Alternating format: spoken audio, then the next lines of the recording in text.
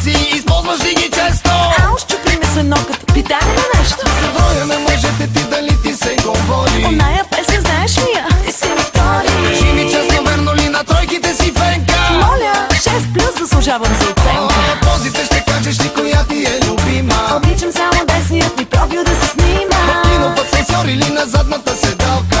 Не ти разбрах въпроса, защото съм руса и съм малка.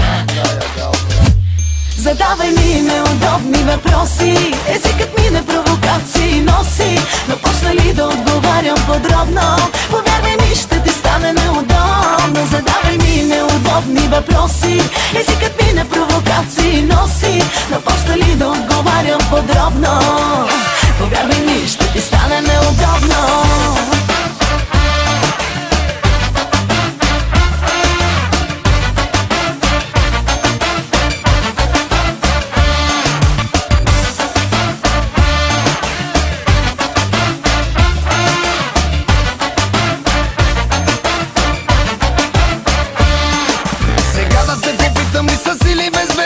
И задавай отговори, задавай ми въпроси. От ясната ти блузка силикон ли има, мила? Така съм се родила, мили, така съм се родила. А как е телефона ти, ако не е нахално? Добре е телефона ми, работи идеално. А някога била ли си с дама в леглото? Леглото дами няма, те са само в обществото. Има ли значение размера за жените? Да нямаш притеснение, че за това ме питаш. Гаси, кваси, вечно от въпроса се измъкваш. Крайно време е да ме целуваш и да млъкваш. Задавай ми неудобни въпроси, езикът ми на провокации носи.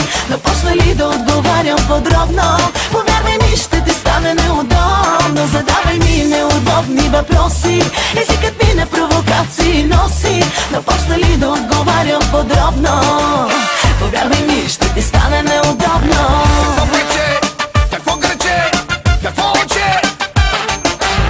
Какъв релеф? Да ти е кеф? Да те обре?